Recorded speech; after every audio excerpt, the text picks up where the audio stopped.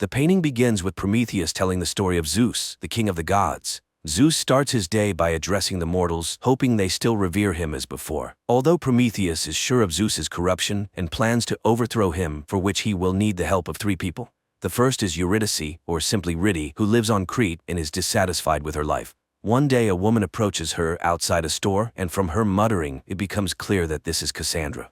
She laments the disbelief in her prophecies and predicts that everything will change for Riddy by the end of the day. Meanwhile, on Olympus, Zeus notices something wrong with the divine spring meander. His wife Hera assures him that everything is fine.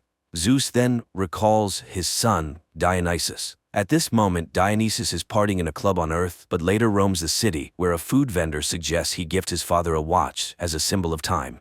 Dionysus decides to visit his father, despite Hera's displeasure, as his mother, whom Hera angrily turned into a bee, was mortal, and Dionysus only became a god due to his father's whim.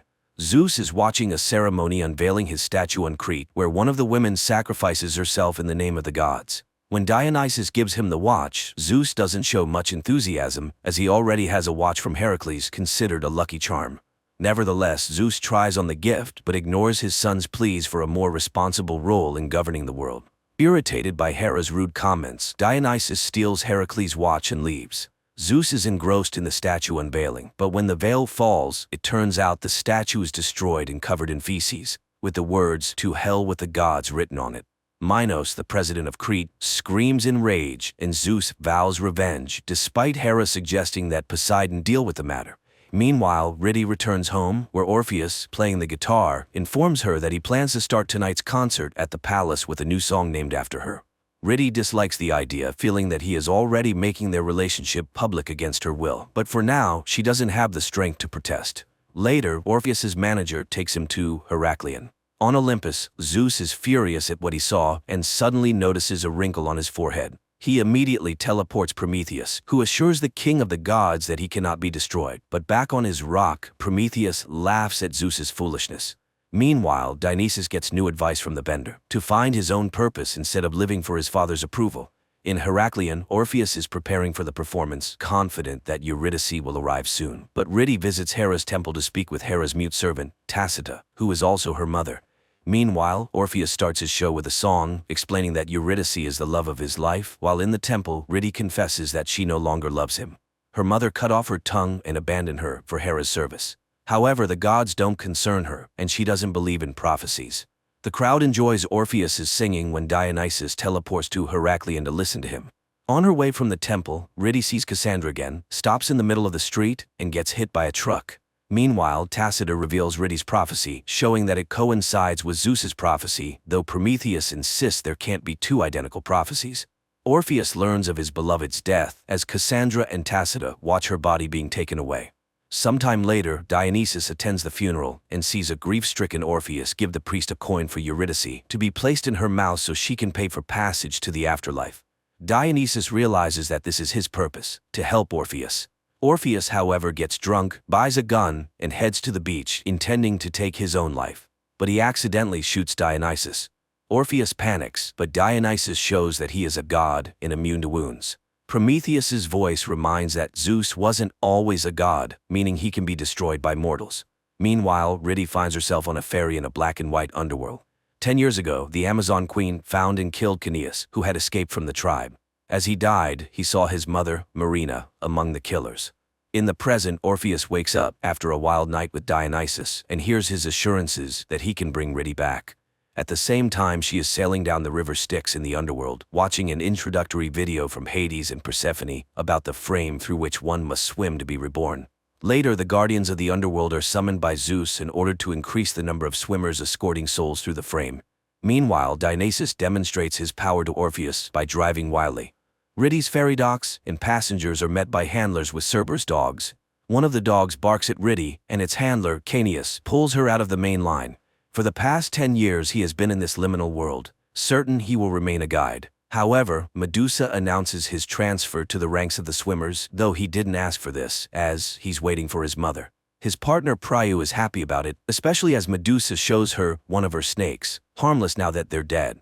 Meanwhile, Dionysus takes Orpheus to a bar called The Cave, where one can get a chance to enter the underworld.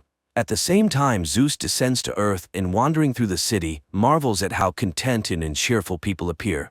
He summons Prometheus and confesses his fear that his power is weakening. He believes things must return to the old ways, where people trembled before him. To do this, he plans to destroy half the world. Prometheus advises him not to.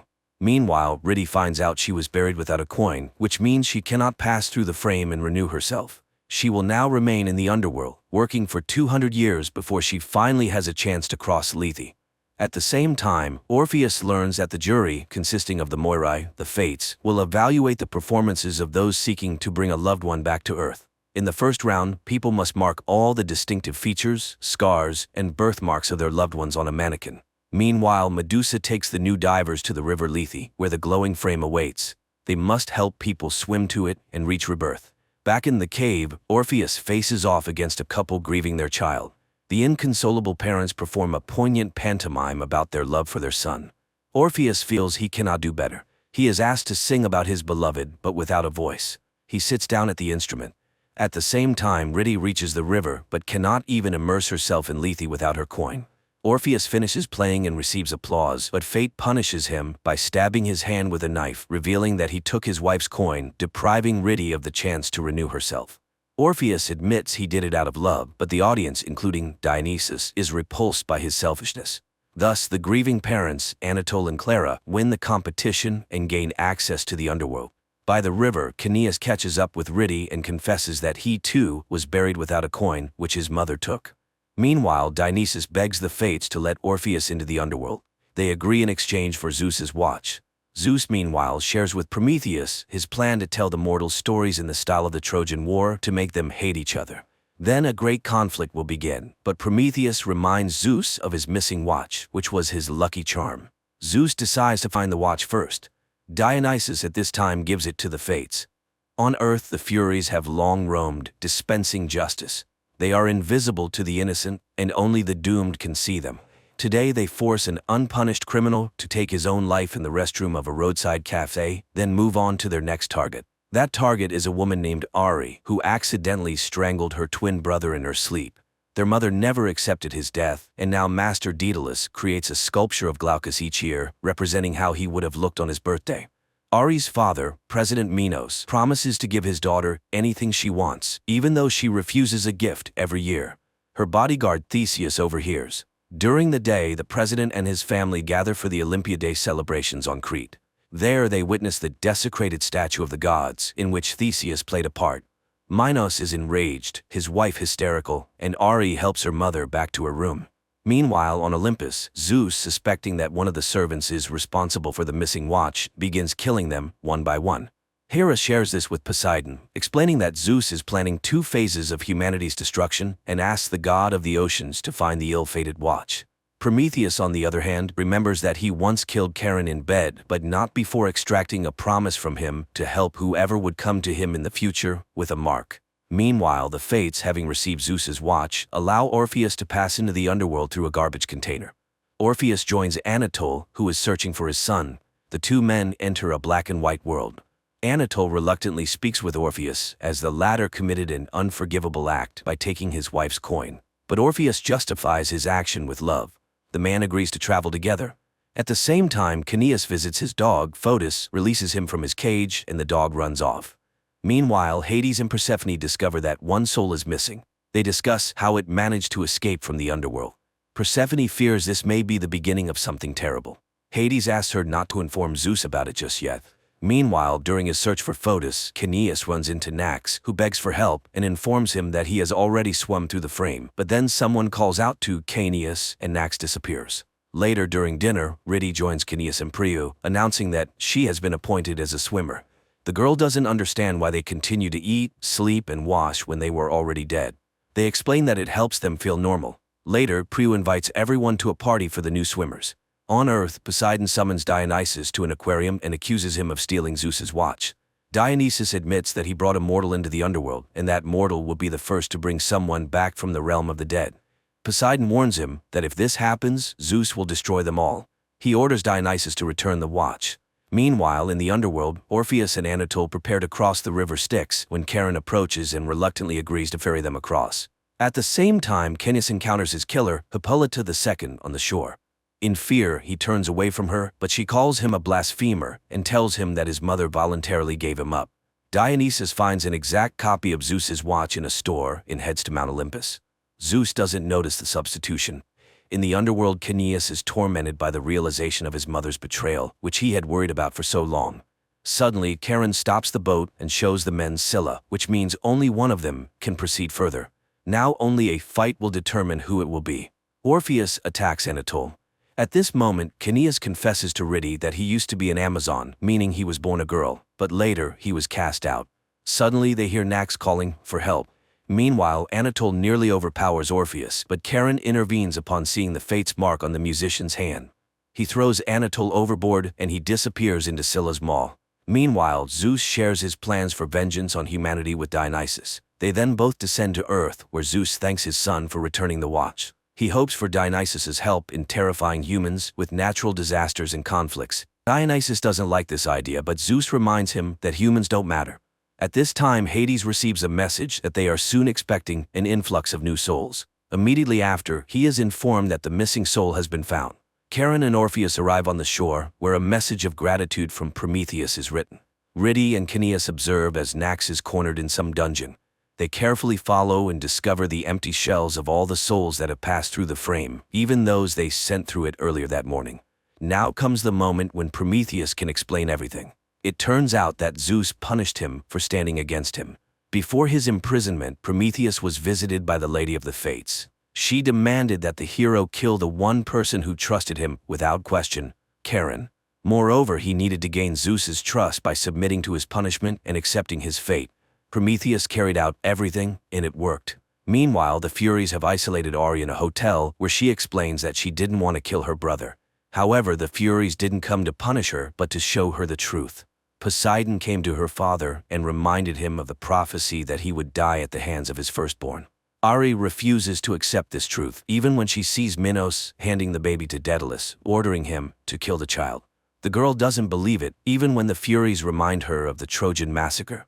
She returns to the palace but remains silent about everything she has learned. Minos is happy that she is safe, but Ari now questions everything her father tells her. That night she goes to Daedalus, who is forced to admit that despite her father's order, he didn't kill Glaucus, and the boy is still being held in the dungeon. However, he has long since lost his human form, having turned into the Minotaur. Meanwhile, Zeus and Dionysus watch the news, which reports various natural disasters, much to the gods' delight. Later, Zeus heads to Hera's bathroom, where she keeps the tongues and prayers of her worshippers. He accidentally overhears her cheating on him. In search of the truth, he tortures one of her Tisitas, but she refuses to betray Hera and dies. Discovering this, the goddess asks to be shown the tongue from which he learned of her infidelity, but Zeus cannot find it among the millions of others and falls for her assurances that she isn't plotting anything against him. Calming Zeus and leaving him in bed, Hera mourns the death of her loyal Tisita. Meanwhile, Rhyti and Canius continue their search for Nax, but see that he has already been found by Hades, who personally removes Nax's soul. For some reason, this causes Rhyti great pain and forces the pair to return to the surface, where they are spotted by Medusa. Rhyti doesn't understand why Canius feels nothing and says goodbye to him. Orpheus regains consciousness on a deserted shore. At the same time, Dionysus enters a cave and learns that Orpheus has successfully crossed the Styx. Charon denies Orpheus a drink of water and reminds him that ahead lies the final trial, which he must face alone. Rhyti, still reeling from what Hades did to Nax, goes to Canius and reveals that her mother became Tisita when she was 5 years old. Rhyti never accepted this and cursed the gods every night. Perhaps that's why it hurt her so much. Canius then tells his story. In their tribe, boys who reach adulthood must leave the Amazon territory forever under the threat of execution. Canius's best friend also left, but soon returned, confessing that he wanted to ask for readmittance to the tribe. Canius reminded him of the danger and asked him to leave. That same day, Canius saw the boy killed. That night, his mother confessed that she had long known about his rebirth since her prophecy had immediately predicted the birth of a boy, which is why she was so happy when a girl was born. But alas, you cannot deceive the gods. So Canius hates the gods too. Realizing that they feel the same, the girl kisses him. Meanwhile, Orpheus continues walking through the wasteland, suffering from thirst and heat. Persephone urges Hades to tell Zeus the truth, as the transition world cannot hold so many souls, which may cause a breakdown. Zeus meets with Prometheus again. He realizes that the problem is not with mortals and decides to destroy the Fates, who are the source of his prophecy. But Prometheus warns Zeus that he may destroy the entire world, including himself, and gives the example of Minos, who lives in defiance of his prophecy. However, Zeus reminds him that Glaucus can escape and kill Minos at any moment. He then suggests that if the father kills the son, it will refute the prophecy and create a contender. Meanwhile, Ridi and Caeneus discover that they share the same prophecy. Ridi recalls her encounter with Cassandra and realizes that the talks of the rebirth of those who have passed through the frame are lies. People devote their lives to the gods, hoping for a better life, but in reality, their souls turn into Meander's water, which the gods drink to stay immortal. At the same time, Hades and Persephone arrive at Zeus's and publicly announce the instability of the transition world, which is about to lead to disaster. If souls stop returning to Earth, they will run out. In a rage, Zeus pushes Hades into a pool and strikes him with lightning. Meanwhile, Orpheus struggles to make his way through the scorching desert. He begins hallucinating and eats sand, mistaking it for water. Persephone discovers that Hades is alive and vows to destroy Zeus. Zeus orders Poseidon to make Minos kill his son. The god of the ocean goes to the Fates, and they say that sometimes a person can defy prophecies.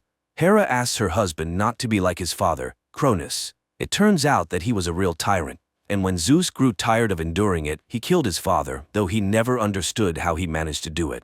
That's when the frame was created, which collected souls instead of rebirthing them. Poseidon and Hera order Minos to kill his son, and if he refuses, Ari will be subjected to torture. Meanwhile, Orpheus encounters a man near a water cooler. The man offers him water, but if Orpheus drinks, he will not be able to bring his wife back. Despite dehydration and near death, Orpheus chooses not to drink the water, which turns out to be the final trial. After passing it, he sees a door appear, leading him to the city. The first thing the man does is rush to a water faucet, where Prue and her partner, upon learning that he is Ridi's husband, volunteer to take him to her.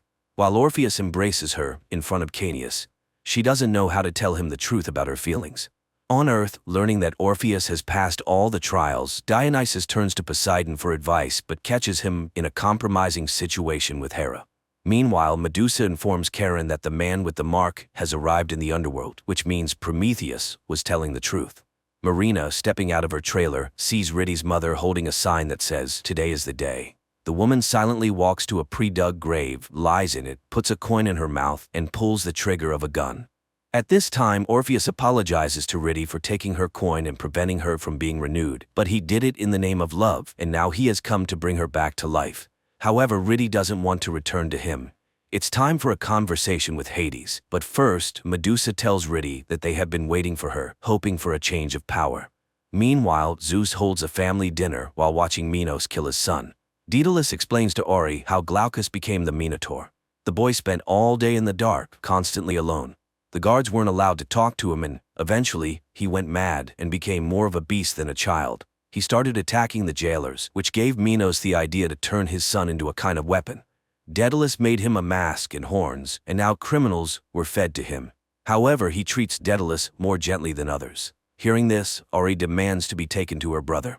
Meanwhile, Caeneus tries to convince Ridi to leave with Orpheus and reveal the truth about the underworld to people, while Medusa leads Orpheus to Hades, who refuses to let the couple return to Earth, even despite his willingness to replace his wife and stay there instead of her. Medusa is very disappointed with the outcome.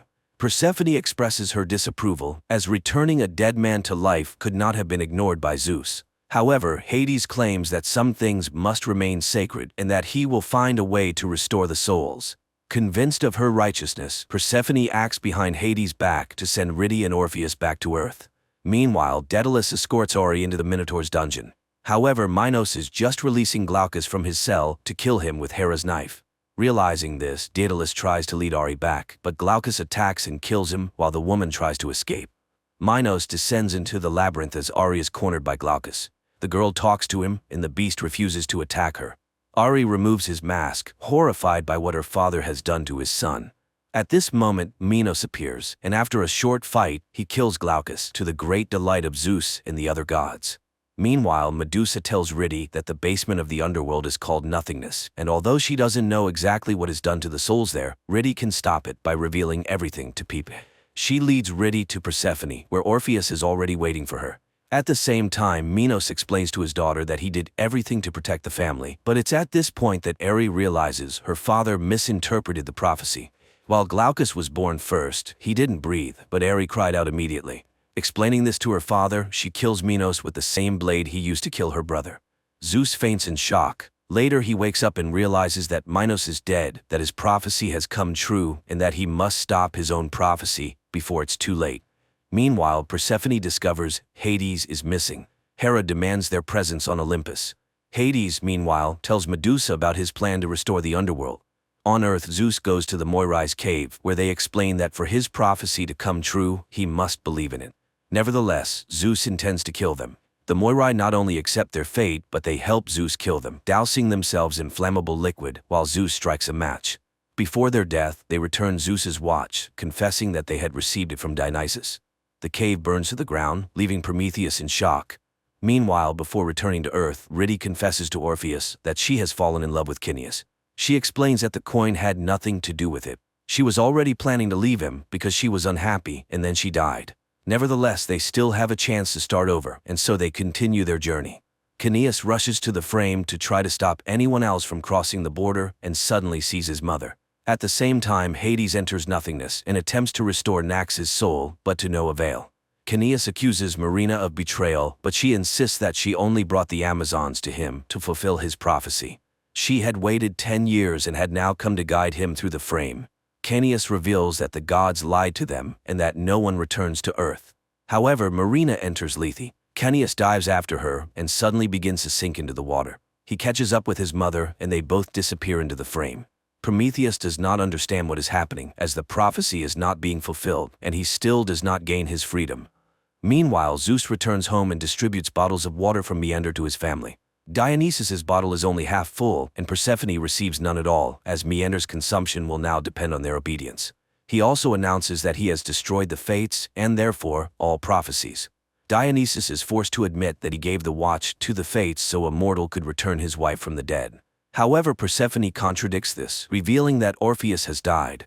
As punishment for disobedience, Zeus kills Dionysus's beloved kitten. He also burns Hera's bees, declaring that she will no longer keep the mother of his children in servitude.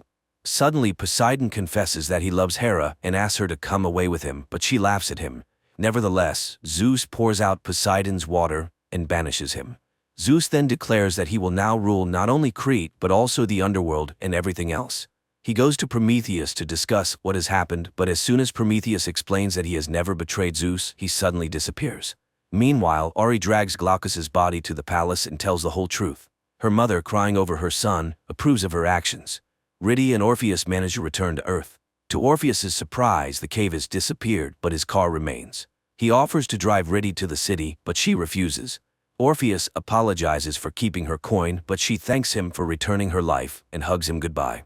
Near Heracleion, Rhyti encounters Cassandra, who tells her that she has now become a prophet as well. She instructs Rhyti to find Ari and free the living, while Cineas will do the same with the dead. Meanwhile, in nothingness, Cineas's soul restores itself. He wakes up next to his mother, who opens her eyes with the word chaos on her lips. Prometheus finds himself on Olympus, where he is awaited by the invisible fates, who explain that they cannot be killed, and that, according to the prophecy, he is now granted freedom. Zeus finds Prometheus on his throne. Try as he might, he cannot send him back to the rock. What's more, he suddenly notices a cut on his hand despite the fact that gods do not bleed. Meander stops flowing, which means that Zeus is no longer a god. Hera calls someone from a payphone, ordering them to assemble a team and prepare a free bed, and sets off on her journey with her Tacitus. Hades asks how it is possible that Cineas can restore human souls. Prometheus warns Zeus of the approaching chaos. Ari meets with Andromache to discuss the restoration of Troy and the destruction of Olympus. Dionysus gazes at his half-full bottle. Chaos is the best show of August, especially for those who are fascinated by Greek mythology. It's an unconventional and vibrant reimagining of ancient Greek myths, where the heroes of ancient legends are transported to the modern world. The finale leaves a sense of incompleteness, allowing hope for a continuation.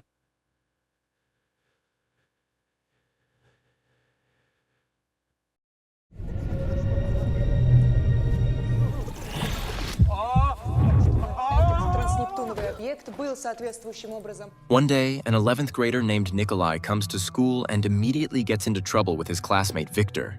Victor is upset about an unflattering comment about their mutual love interest, Nastya, appearing on the board. Victor drags Kolya to the classroom, but Kolya tells everyone that this is nothing compared to what awaits them in the future. After all, an alien spaceship is already on its way to Earth. However, the pilot made a mistake and arrived in the wrong place, accidentally catching the signal of Kolya's best friend and avid gamer, Fima. Thanks to this mistake, Earth will soon join the Star Federation, which will immediately accelerate progress in all areas of knowledge and medicine. But in 2110, military conflicts will begin with the Cosmic Pirate Alliance, led by Glot, who can travel through time. Humans had a tough time until a special squad led by Kira was sent into battle. She will reach Glot and sacrifice herself to destroy him. Kira will leave behind a daughter, Alice, who will study at the same school as Kolya, but 100 years in the future. However, Alice finds studying completely uninteresting. Some of her classmates of alien origin pay attention to her and offer friendship, but the girl's mind is occupied with entirely different thoughts. On this day, she returns from school, greets the robot Werther, and shows off new bracelets that allow for creating combat simulations. Werther immediately helps her pass a level, fighting 3 space pirates at once. At the most inopportune moment, her father, Professor Seleznev, appears in the simulation and gets hit in the nose. Alice immediately stops the fight and helps the injured. Here, the father notices the bracelet, which turns out to be sent from the military academy named after her mother, where she applied for admission.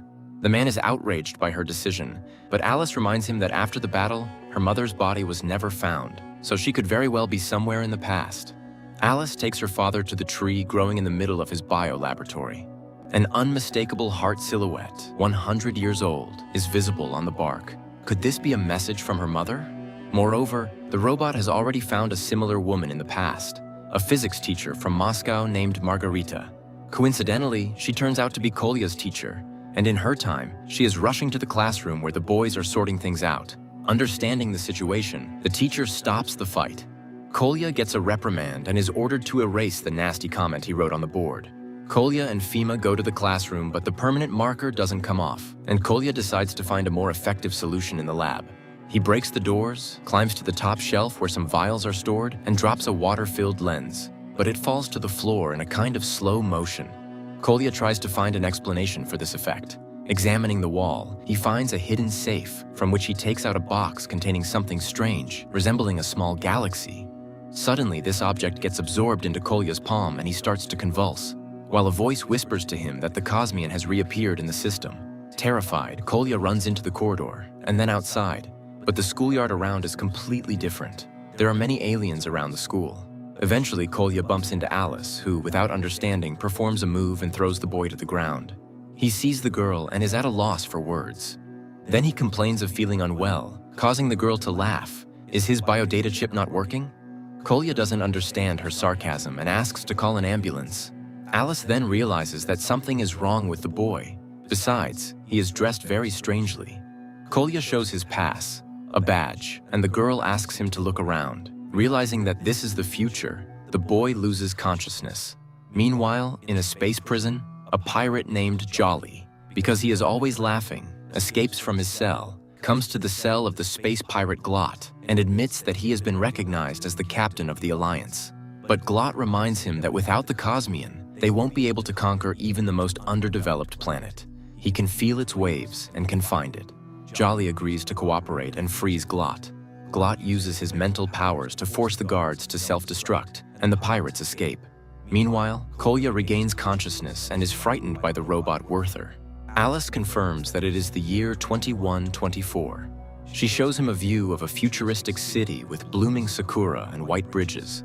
The temperature is now controlled by humans. Machines are used as needed. The meat they eat is artificial. At this time, Professor Seleznev comes to the laboratory. Learning that the boy somehow traveled from the past, he begins the analysis and finds that Kolya's body contains a cluster of exotic matter with variable gravity, what they call the Cosmian. Kolya explains where and how he found this object. Learning that his physics teacher is named Margarita, Alice immediately understands that this is her mother. After this news, the father shows Alice a letter. In it, the missing wife explains that because of the Cosmian, she ended up in 2014. The problem is that with its help, one can only move exactly 100 years. Kira changed her details and hid securely so that the pirates wouldn't find her. She asks her daughter to look after her father, and she will always be proud of her. Alice runs out of the room in tears. Kolya rushes after her. Alice, sitting under the tree, tells her virtual father everything she thinks about him. Werther leads Kolya to this place and explains that meeting oneself in another time leads to a continuum failure. And then the space pirates appear. Glot captures Kolya with his mental power, but Werther manages to activate the alarm signal. Glot reports that they can't take the Cosmian while the boy is alive, and the pirate Jolly prepares his weapon. But Alice rushes into the fight, using bionic arms. The professor appears, trying to stop the fight. However, Kolya, obeying Glot's mental power, shoots the professor. An energy release occurs, and reality begins to change. Alice, Kolya, and the pirates find themselves in the middle of a highway in 2024. Alice and Kolya run away, and Jolly chases them, jumping on cars. Werther helps the kids, and when the pirate catches up with the pair and stabs Alice with a sword, it turns out to be her hologram. Then the pirate cuts the robot in half. Angry, he complains to Glot, but Glot takes control of a motorcyclist and knocks his partner down. However, Jolly gets up and finds Kolya's pass card on the road. Now he knows which school he attends and plans to do without Glot. Meanwhile, Kolya and Alice ride away from this place by subway. Kolya takes the girl to his home. He explains to his mother that Alice lost her keys and cannot stay outside, and she allows the girl to stay overnight. At night, Kolya admits that he writes texts and performs rap dedicated to Alice. This makes an impression on her. Meanwhile, Jolly tries to get to the school, but taxi drivers take him for a lunatic. So Jolly grabs a smartphone with a mapped route from one of the taxi drivers and heads to the place on foot. And physics teacher Kira sees a news report about the incident on the road and recognizes the pirate Jolly. The next morning, Kolya brings Alice to school, where Nastya mistakes her for his new girlfriend and starts to harass the couple, not letting them pass. Then Kolya sees his physics teacher Kira, catches up with her, and starts telling her what happened. But the woman notices Fima and is puzzled because he should be at Kolya's apartment playing. The conversation is interrupted by the appearance of Jolly, who, seeing Kira, proposes to settle the matter peacefully. But the woman engages in a fight. The pair wreck everything around, and eventually, Kira ends up in the physics classroom, where Alice, Kolya, Fima, Nastya, and her new boyfriend Victor are hiding. They barricade themselves inside, Jolly breaks in, and Alice asks Kolya to take them to the future. But to activate the Cosmian, strong emotions need to be evoked in Kolya. And when the pirate breaks through the wall, Alice kisses Kolya. Temporal vortices start immediately. Taking advantage of the pirate's confusion, Kira cuts off his arm. The whole team is transported to the future. However, it is not at all a wonderful place. The school is destroyed and battle robots are flying outside. Kira hits one of them with a sword and its outer mask falls off, revealing the robot assistant Werther underneath. He explains why the world has changed. It turns out that in the original story, Fima, on the day of Kolya's first transfer to the future, went to his apartment to play in a gaming tournament and accidentally received the signal from the lost alien courier, which led Earth to join the Star Federation.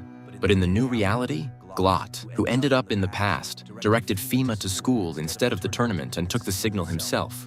Earth turned into a Pirate Alliance outpost, enslaving humanity and forcing them to work for a bowl of soup.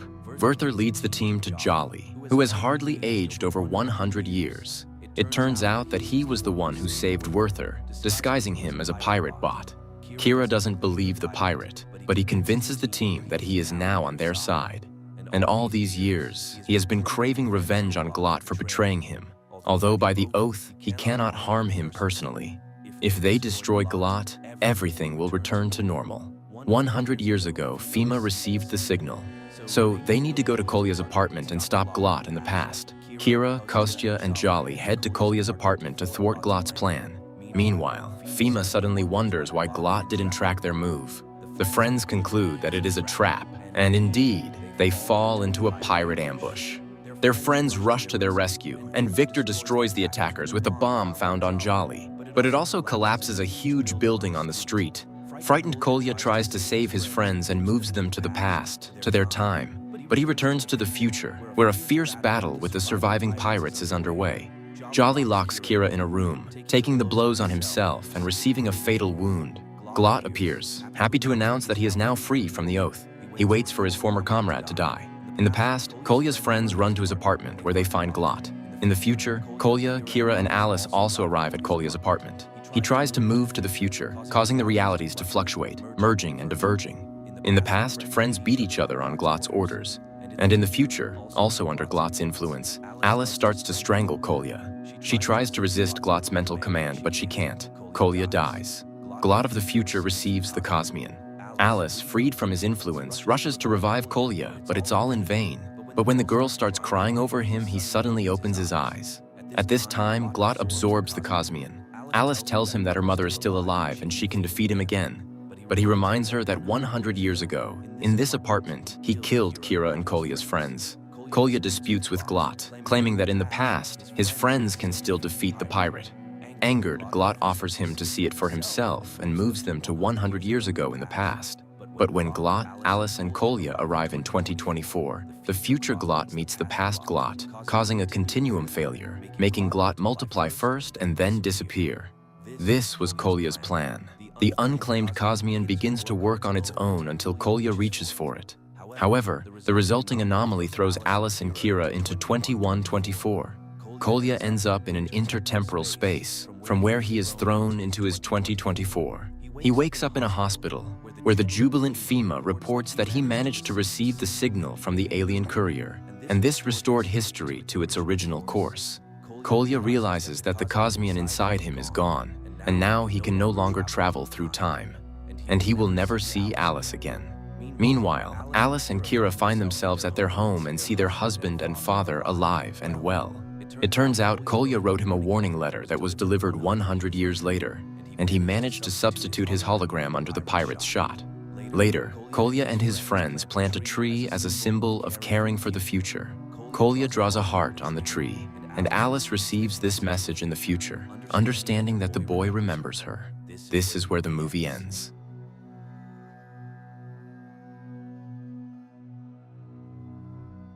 In the remote forests of Washington state, a young man tracks and kills a deer. Children of various ages, smeared with black soot, emerge from the forest accompanied by their father, Ben Cash, who announces, "Today the boy is dead, and in his place is a man." He then feeds the hunter the liver of the freshly killed animal. The children look proudly at their brother and then joyfully splash in the clear waters of a forest stream, washing off their camouflage. Later they carry the animal's carcass to their home, nestled deep in the forest. Nearby there's a greenhouse and outbuildings for storage, with a garden surrounding them. Inside everything is tidy and organized, with each forest home resident diligently performing their tasks. Later they gather in a clearing where, after meditation, the father teaches the children self-defense techniques. You kill her. Yeah, thank you. Let's try that. In the evening, the family gathers around a campfire where the children read world classics and scientific literature. The father questions each child about the material, helping them understand everything from advanced mathematics to literary styles, and gives them assignments for the next day. Then he takes out a guitar. Everyone brings their instrument, and soon an improvised melody plays by the campfire, under which the children dance. In the morning, the family goes for their mandatory run along forest trails. Everything seems to follow a well-established routine. Later, the father and his eldest son, Bo, return from a trip to the nearest town for supplies. Unexpectedly, the younger children ask, "Why does Mommy have to be gone so long?" She hasn't been gone very long. It turns out their mother is in a hospital, and the father is going to find out when she can return home.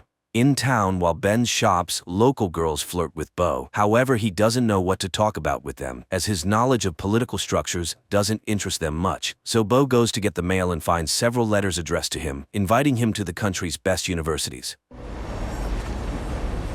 Meanwhile, Ben reaches his sister, who informs him that his wife Leslie has taken her own life. Returning home, he sits under a forest waterfall for a long time before coming out to the children to announce the tragic news. Last night, Mommy killed herself. While everyone weeps, Ben's middle son, Relian, grabs a knife and tries to attack his father, but then directs his blows at a tree, venting his anger. Later, Ben reads his wife's found will, amazed by it. But morning comes, and the family again runs along the forest trail and exercises in the clearing. Suddenly, Relian asks, "Dad, when's Mom's funeral?" Ben returns to town and contacts his wife's parents, who blame everything on their former son-in-law, even though they chose this life together. When Leslie got sick, her parents found and paid for the clinic, but nothing helped. I found her will. You are not welcome here. I will have you arrested. However, Leslie's mother informs him that the burial will take place in 5 days. Later, the family discusses what happened. The children understand their grandparents' anger but cannot allow their mother's will to be disregarded. However, the threat of their father being arrested and them being sent to an orphanage scares them. At night, Ben hears his wife's voice. What we're doing out here is so incredible. I love you so much. In the morning, Ben finds all 6 children ready in the yard, wanting to see their mother one last time. He strongly opposes the trip, but the children insist. Dad, give us the mission. Mission, rescue Mom! But Ben reminds them of the upcoming training. Struggling, Relian falls off the cliff and injures his arm, but the father reminds him. No one will magically appear and save you in the end. The children persistently conquer the difficult peak as it starts to rain. Later, they rest at the base of the cliff. On the way home, the father suddenly stops the bus and admits that they cannot go to their mother's funeral because they cannot argue with her relatives. But suddenly, Ben stops his speech and turns on the music. They set off Into the big world in their converted bus. Along the way, Ben gives the children a unique tour, showing them America's sights. Attention all campers. This is your captain speaking. Later, Ben orders them to search for any game for dinner. Everyone keep their eyes peeled for deer. Finding nothing suitable, the family stops for the night. In the morning, they arrive at a bank, and while Ben withdraws money, the children look around in surprise. What's wrong with everyone? Are they sick? Convincing the children that laughing at people is wrong, Ben tells them to return to the bus. Soon, a police officer stops them and asks for documents. Checking the license, he inquires, No school today. and goes to inspect the bus. The situation is saved by Bo, who starts reading religious texts and says they are homeschooled. The children sing hymns and the officer hurries away. The bus continues on, but soon they stop to hunt for food. However, the children cannot shoot at domestic animals. The bus drives on. Suddenly, the children start crying, remembering their mother. The girls speak to each other in Esperanto, which angers their father. No Esperanto. I'm not joking. The children start communicating in world languages. Soon, Ben has to stop at a cafe, but the menu confuses her. Cola. Poison water. Realizing there is no proper food here, Ben orders the children to leave. He goes to a supermarket and fills the cart with groceries. Suddenly, he grabs his chest and falls to the floor. While concerned shoppers try to help him, the children steal the groceries. Ben regains consciousness and leaves the store. Driving a bit further, the father reviews their actions, and the children analyze the mistakes made during the theft in detail. Finally, Ben presents a stolen cake, as today is the birthday of scientist Chomsky. Uncle, no, it's the day of your birthday. After the treat, the father gives all the children useful gifts: a bow, knives, a book on sex education, and arrows. But this angers Relian. Why can't we celebrate Christmas like the rest of the entire world? The father doesn't understand why a mythical elf is more useful than a thinker and humanist. He offers his son to share his thoughts and convince him of the correctness of his reasoning. But the boy leaves. The family moves on. Soon they reach Ben's sister Harper's house. The woman is happy to see all her nephews, but their questions surprise her. How did you kill those chickens? With an axe or a knife? She tries to find answers and is again astonished that Ben honestly and thoroughly explains even very delicate matters to the children. Harper's husband tries to offer condolences, but Ben calmly reminds him that he couldn't stand his wife. Then he straightforwardly explains the cause of his wife's death. His sister and her husband try to end the conversation. Children shouldn't know the details, but Ben tells the children the real cause of their mother's death. Probably a form of postpartum psychosis. Ignoring his sister, who left the table, he pours wine for the children. Later, the children watch with curiosity as their cousins play video games. Ben argues with his sister, who cannot accept such democracy in parenting. I tell the truth to my kids. I don't lie to my kids. Protecting children. Harper believes that not sharing what children cannot understand isn't a lie. Her husband suggests postponing the conversation until morning, and Ben apologizes. Meanwhile, the children take their sleeping bags and set up for the night in the yard, despite having rooms prepared for them. In the morning, everyone gathers at the table, and Ben allows the children to play video games with their cousins.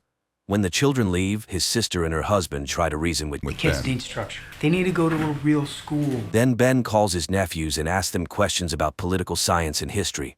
The boys can't answer a single question. However, Ben's youngest daughter freely discusses these topics. Relatives are impressed by such knowledge and no longer object to Ben's way of educating his children.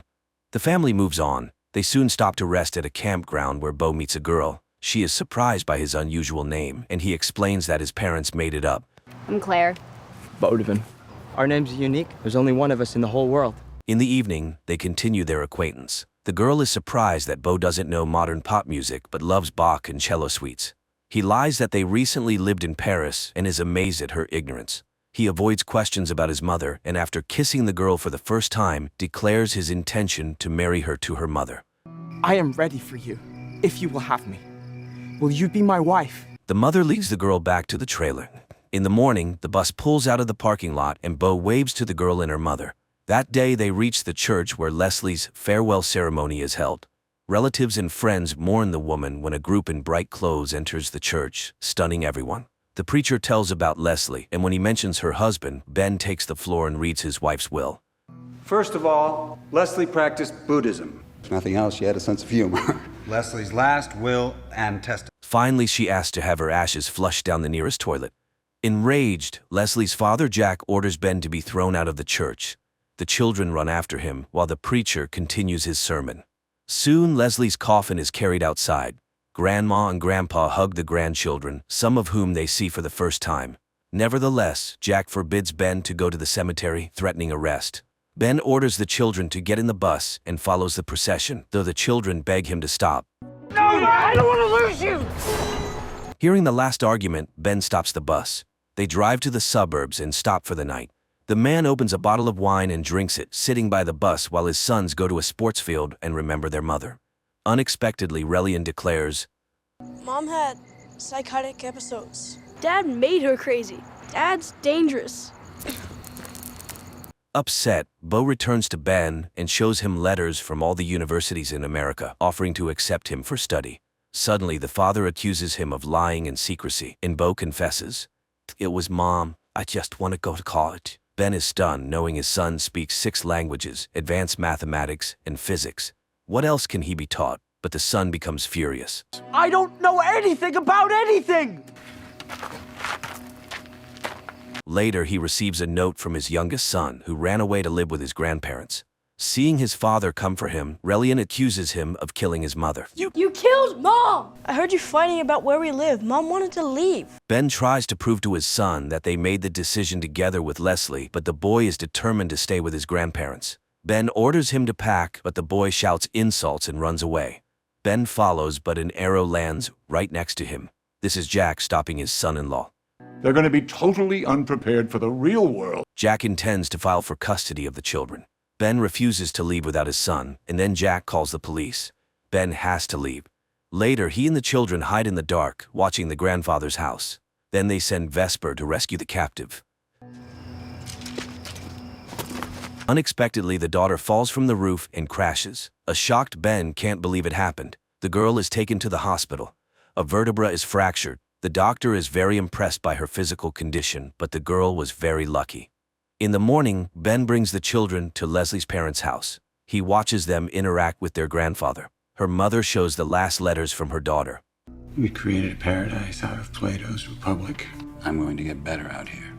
I know I will. Later, Ben tells the children they will stay here, but this causes outrage because this house is the opposite of everything he taught them. However, the father, frightened by Vesper's injury, realizes that his entire life was a beautiful mistake. It was too much. And I knew it. I'll ruin your lives. Ben unloads the children's belongings from the bus and says goodbye to Jack. He promises to arrange the children's lives in the best way. The man drives away.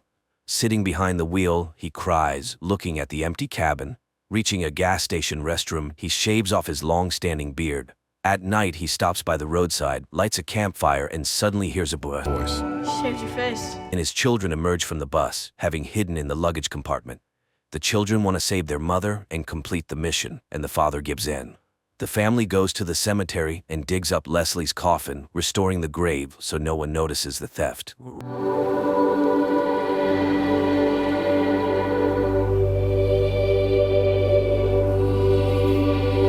Later, Bo shaves his hair and beard, earning his father's approving smile. Soon the family takes Leslie's coffin to the seaside, where the children build a funeral pyre for her, and after saying their goodbyes, light it under their mother's favorite song. Everyone sings and dances, fulfilling her last wish.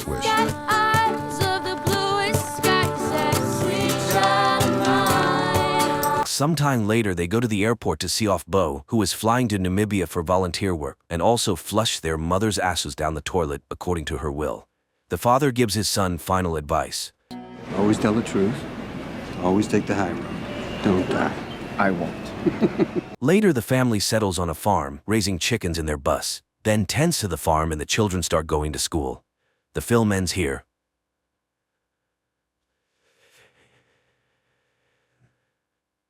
At the beginning of the movie, we see an experienced fisherman heading out to sea. Like thousands of times before, he casts his net from the boat, but something goes wrong and the net gets caught on something on the ocean floor. The fisherman dives down, but he can't make it back to the surface as a huge school of fish surrounds him. Charlie, a lighthouse keeper, calls her colleagues in Germany to discuss current affairs. She's interrupted by a signal on her monitor and rushes off to investigate. Charlie has to swim to the duty boy to dive into the water and retrieve a sensor that somehow got tangled up in fishing nets. Strange things are also happening in Canada. Leon, a young whale researcher, is called to Vancouver's City Beach, where a giant killer whale washed up a couple of hours ago. After examining the animal, he heads to the fishing dock to find out who among the poachers caused serious cuts to the killer whale. An old fisherman takes Leon to his boat and shows him the bitten side of the vessel which was used to try and overturn the killer whale. Leon doesn't believe this story, but the man is sure that the fisherman wouldn't lie to him and that they had to destroy the whale to save themselves. Charlie and her new friend launch a repaired sensor into the ocean, tasked with tracking marine animal population.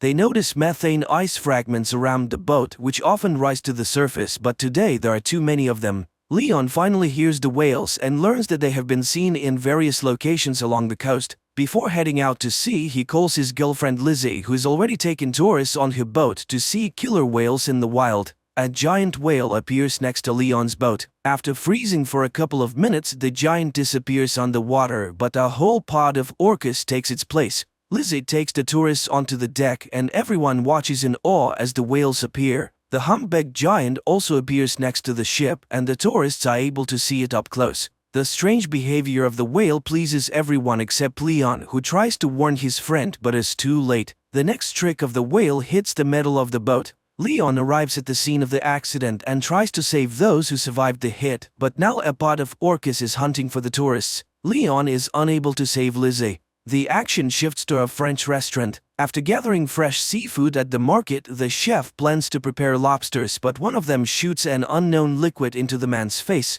After wiping his face, the chef continues working, but by evening he and two other cooks begin to feel ill. The chef passes away that same evening and the two young cooks are taken to the ICU, waiting for the test results to determine what happened. At the same time, a Norwegian ship in the sea lowers a camera to study an unusual phenomenon, an invasion of ice worms. A few specimens are brought to the surface for study, and the scientist finds a new peculiarity. These creatures have jaws and reproduce several times faster. A commission is formed and everyone agrees that they have discovered a new species of worms and bacteria. Leon talks to the owner of a fishing boat who is also a witness to the humpback whales attacking other boats the day before. In addition, Leon is shown another anomaly. The bottom of the ship that returned from the sea is covered with a thick layer of mollusks which has never been seen before. A group of scientists launches a sampler onto the seafloor to check the soil where worms were found, but due to a methane leak, an explosion occurs. The ship manages to survive, but the team is greatly frightened. The scientists are not only scared of the mistake during the operation, but also the results of the test. In addition to the worms on the seafloor, there are bacteria that eat ice and can reach the very bottom. Jess records a video message to Charlie when something strange suddenly happens and alarming readings appear on the monitors. The water under the ship starts boiling and something pulls it down into the depths. The action shifts to Venice. A young man in love reads poetry on a bridge when suddenly the book falls from his hands and ends up in the canal. The couple immediately forgets about the poetry book because before their eyes is an even stranger sight. Thousands of giant jellyfish rise to the surface. Analysis of the bacteria from the infected chef reveals a new strain that feeds on blood cells. It turns out that several more people have died after visiting the restaurant on the coast. Leon requests permission to perform an autopsy on the killer whale to find out how pollution affects whales and whether this could be related to changes in the behavior of these giants. There is nothing inside the whale that could scare the experts, but Leon finds an unknown substance in its brain which is sent for analysis. Another victim of infection appears, a young man from a car wash. By putting together all the events, the scientists understand that the bacteria spread from the restaurant through the water supply system. Leon is informed of new cases of whale attacks. Looking at the map, the guy finds a pattern. All the changes occur with the whales during migration.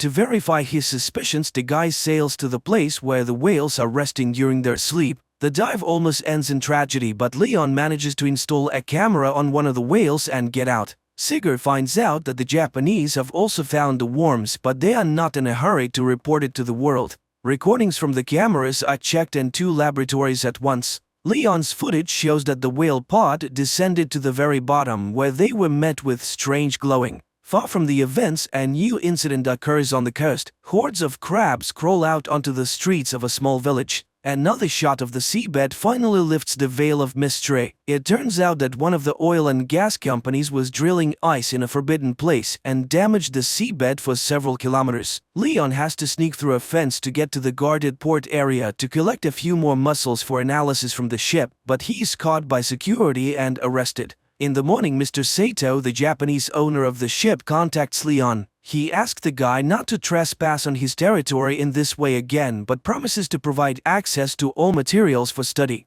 Charlie only now receives the message recorded by Jess a few minutes before the tragedy. When the emotions subside, the girl manages to notice some peculiarities on the recording. For example, a glow behind a porthole. Crabs are being delivered to the laboratory, which have started to emerge on the surface in different parts of the world. As expected, they too are filled with a strange substance that absorbs blood cells at an incredible speed. Charlie is reviewing the video repeatedly, not understanding what else is wrong with it. Finally, the girl's hearing catches a sound that is very similar to the sound from the deep sea recording. The girl contacts the laboratory and shows them a part of the recording that caught her attention. But her stern boss, Katarina, rejects all the scientists' ideas, considering the sound on different recordings to be just random noise. She orders Charlie to finish up the work and shut down the station for the winter without coming up with incredible theories. But after cooling down and carefully considering Charlie's words, Katarina still decides to test this hypothesis, and a helicopter with a group of scientists and a deep water device arrives on the island. The device is delivered to the island by Sigurd, and after handing it over to Charlie, he's about to leave. But at the same time, emergency messages come to the scientists on the mainland. They are only able to reach Sigurd and inform him that a terrifying tsunami is approaching the coast.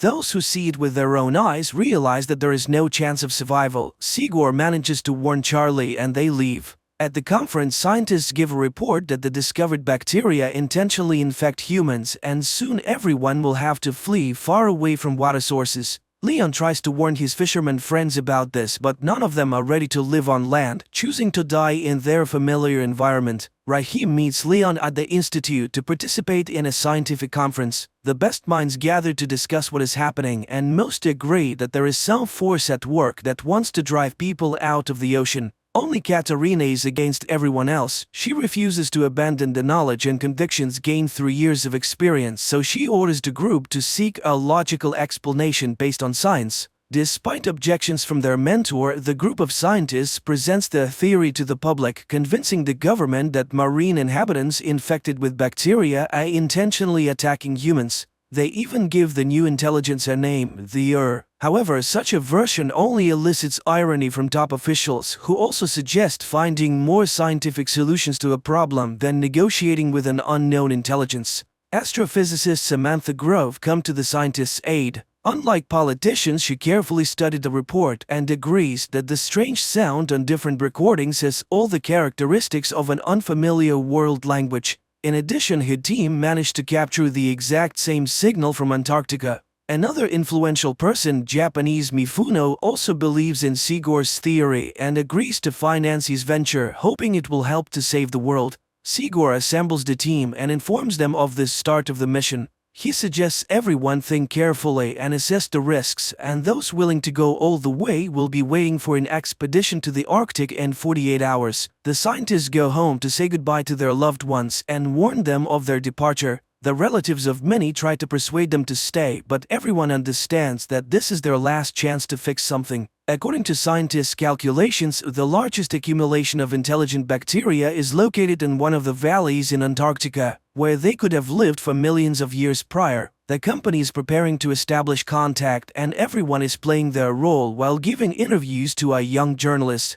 Finally, the equipment on the ship starts buzzing with interference, and the scientists prepare to capture a signal from the mysterious organism. Sarah, Mifuno's assistant, sits down next to Leon at the table and confesses to him that she would have never believed in their theory if it weren't for her boss, who has proven over many years that his intuition never fails. Samantha is devising a plan. She intends to add a sound of a human child scream to the organism's audio signal and return the recording to the intelligence to show that they are ready to communicate. Charlie asks a colleague to take her with him in the diving apparatus to the bottom. The ship drops anchor and the scientists begin transmitting the sound message. Meanwhile, the daring couple gets into the capsule and prepares to dive to the depths. The whole team is eagerly awaiting any reaction, and finally movement appears on the radar and the sensors pick up a sound signal. The team from the capsule tries to contact the captain's bridge to report that their fans are malfunctioning and they are running out of oxygen, but communication is not working. The chief pilot, Luther, is ready to return, but Charlie notices some movement and turns off the lights, waiting to see what happens next. On the ship, they also notice something approaching. Sigor insists that the captain recall the submarine, but they can't reach the group. Luther doesn't want to risk anymore and he lifts the boat. On the ship, a hatch opens to receive the capsule into a special compartment.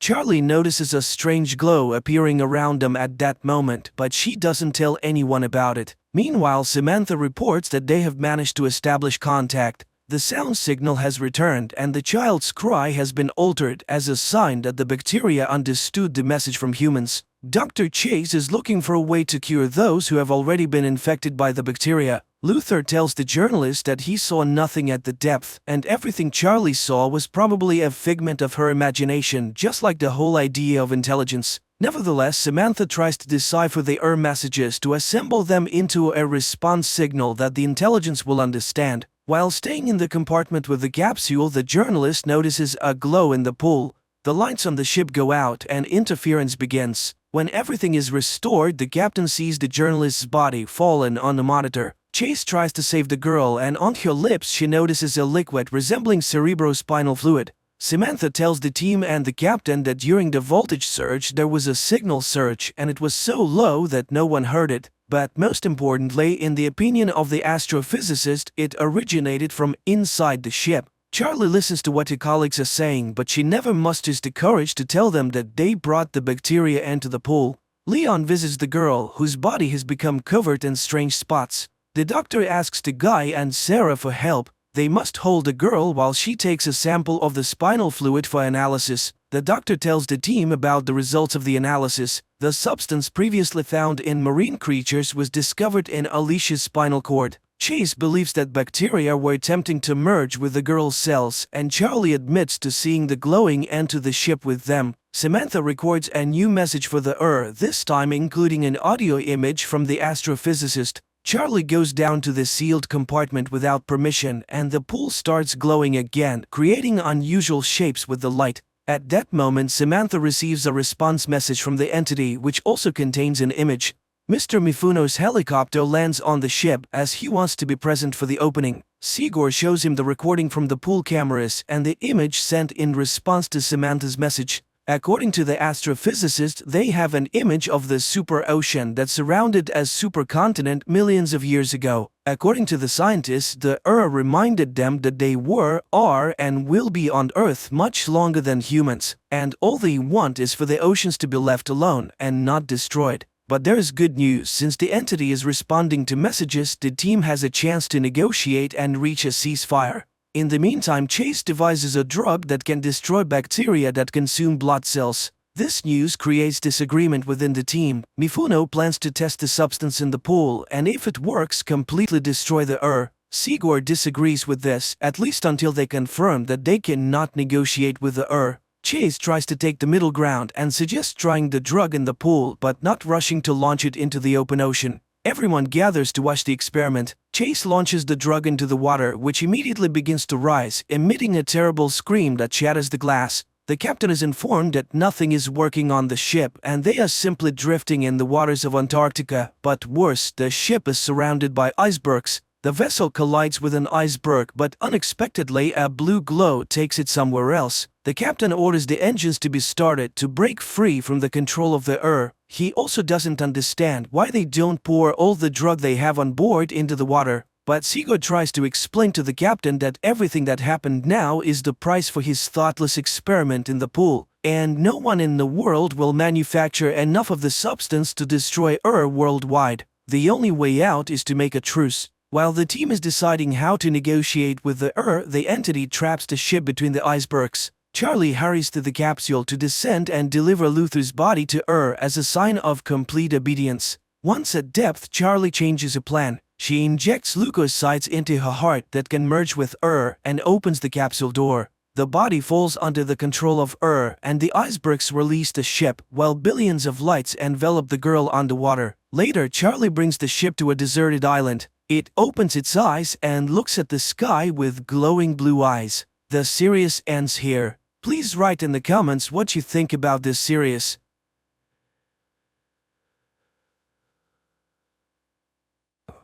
Aliens arriving on Earth first kill an entire small town and then bring half of its population back to life, although it's hard to call it life. We searched for a new home. We found one. This planet. Somewhere in Pennsylvania, in the small town of Berridge, a family sits down for dinner. Suddenly there is a loud bang outside, the lights go out and people briefly come to their senses before dying. Later on, exobiologist Lauren Stone hears news reports on TV about a powerful explosion in Berridge that killed the entire population of the town, 1,300 people. The air in the settlement is poisoned by some toxic substance, and the theory that the explosion occurred at the local chemical plant becomes increasingly popular. Lauren takes a bath and remembers herself, her father, and a field she used to run through. Her memories are interrupted by the arrival of the military, although Lauren does not quite understand how she can help with the investigation. Colonel Emmerich introduces her to astrobiologist Santiago. Geologists confirmed that the accident was the result of a meteorite impact which released a deadly gas. That's why they were invited to the crash site. The military will be grateful for any evidence they find that can shed light on the nature of the incident. Emmerich assures Lauren that he chose her because he read her work, but asks her to take an alcohol test. Scientists are dressed in protective suits and taken to the meteorite crash site. On the way, Santiago praises her book on microbiology in Antarctica and signs of extraterrestrial life, but the woman doesn't engage in conversation. Arriving at the site, the pair only sees a snowy field and a small pile of ground. While Santiago inspects the area, Lauren notices a small sprout of some red plant and pities it for growing in such a terrible place. Upon arriving home, Lauren begins to search for similar cases and finds mention of a similar incident. In 2013, a meteorite exploded over the city of Chelyabinsk in Russia, and an interview with the local resident was filmed by American television. She recounted that after the meteorite fell, a poisonous gas spread throughout the area, causing many people to die. It was also said that a very large tree grew at the site of the impact, around which all living things died. The tree was cut down and information about the incident was kept secret. In the postscript to the interview, journalists reported that the woman was killed almost immediately after it. The next day, doctors begin to perform an autopsy on the man who died in Berridge, and at first everything looks completely normal. But when the doctor makes an incision, a strange blue liquid begins to seep out, which then returns to the body after a short time and the wound heals. But even more surprising is the resurrection of the man who suddenly sits up on the table and silently looks down, not reacting to the voices of those around him. The man has no pulse or blood pressure and his body is cold. In other words, by all indications, the man is dead. Suddenly there are cries behind the door. It turns out that another 40 people suddenly opened their eyes and came back to life. The doctors tried to get some kind of reaction from the resurrected, but to no avail. They are all residents of the town center who not only inhaled the poisonous gas but also ingested some substance that led to DNA transformation, and the only thing the resurrected do is occasionally turn around. Meanwhile, Lauren tells Emmerich about the Chelyabinsk meteorite, but the people in Russia were also victims, which means that this is someone's terrible plan. but the Colonel does not believe in conspiracy theories. Later, a government commission discusses the incident and proposes simply destroying the bodies before it's too late. But to get answers, all the data must be carefully studied, otherwise Manhattan could be next. Later, the woman buys alcohol and drinks it while sitting in the car, reminiscing about a trip she took with her father to a secret place. The next day, Lauren goes to a room where the revived people are sitting, and selecting a girl tells her about a book her mother used to read to her when she was a child, who has long since passed away. At that moment, her phone rings and a photo of the red plant from the scene of the incident appears on the screen, and the girl suddenly grabs Lauren's hand. The woman tells her colleagues about this and suggests that the plant is to blame.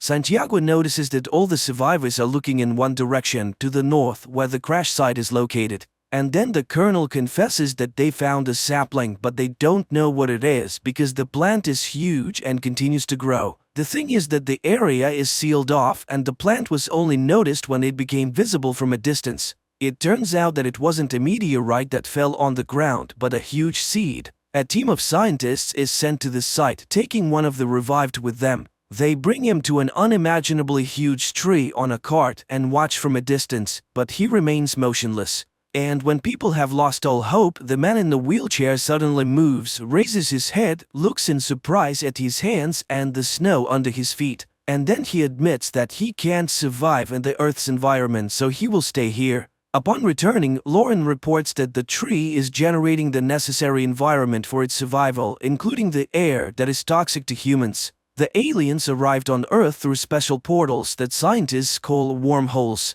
She is bombarded with questions, revealing that she has had problems with alcohol and prohibited substances. Later, a psychotherapist calls her answering machine, who was waiting for her at the session as part of his sentence. They were supposed to discuss her childhood memories that are haunting her, but she didn't show up. At that moment, her father shows up at the door, but Lauren is not pleased to see him. He tries to start the conversation and recalls how on her 8th birthday she asked for a scientific laboratory and they gave her an old barn. However, her obsession with space spiraled out of control and her mother became worried. Sometime later, the Colonel summons Lauren again. The alien wants to speak, but only with her, as he sees her as a friend. They have prepared a list of questions and ask her to find out where they came from and why they came.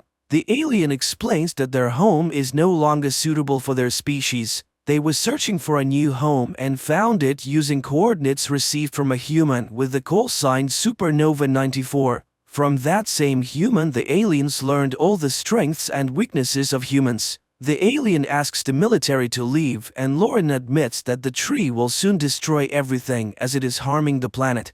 The alien then says that humans will not be able to stop them because they are used to fighting and they have abilities. And here Santiago starts acting strangely. He drops his suitcase and begins to unzip his protective suit. The military personnel try to contain him, but they cannot do anything. The man falls to the ground and tears the hose from the mask of a soldier who was trying to help him. The soldier removes his useless mask and dies. Then one of the soldiers suggests shooting the alien. And just then they are hit by a sound attack that drives them crazy and they open fire on each other. One of the survivors takes stunned Lauren away. Later, a fighter jet armed with missiles is sent to the tree. The pilots see a small figure of a person at the base of the tree and receive orders to attack the target. But suddenly an impenetrable dome covers the tree. The missiles explode, causing no harm to the tree. Meanwhile, the news reports that the FBI is searching for a person with the nickname Supernova 94 who seems to be responsible for the expansion. People around the world tell stories about strange sounds that occasionally come from unknown sources.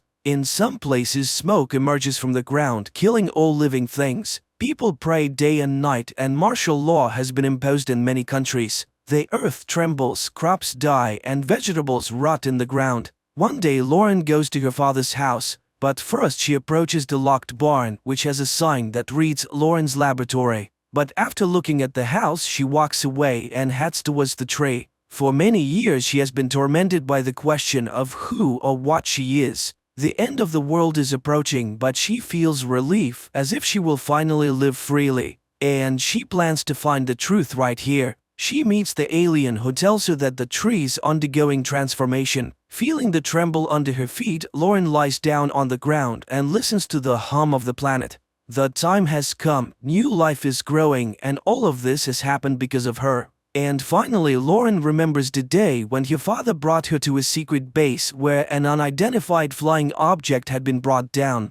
Her father left her to wait in the corridor. Bored, she wandered through the rooms, listening to her father being instructed about a powerful and hostile creature that had tried to plant something before it was shot down by the military. The girl found the sarcophagus containing the alien and reached out to the glass. Suddenly, the creature reached out and touched the glass from the other side. She screamed in terror, not understanding what strange thing was happening to her, causing her to lose consciousness. The frightened guard found her and took her to her father. But the girl looked healthy and left with her father. Only from that day on, Lauren hasn't been quite herself. She draws super complex designs of interstellar ships and writes incomprehensible formulas. At school, she constantly gets in trouble, skillfully manipulating not only her classmates but also her teachers, calling herself an alien who wants to go home. And one day, Lauren tunes a transmitter she has built and contacts a distant planet, taking the call sign Supernova 94.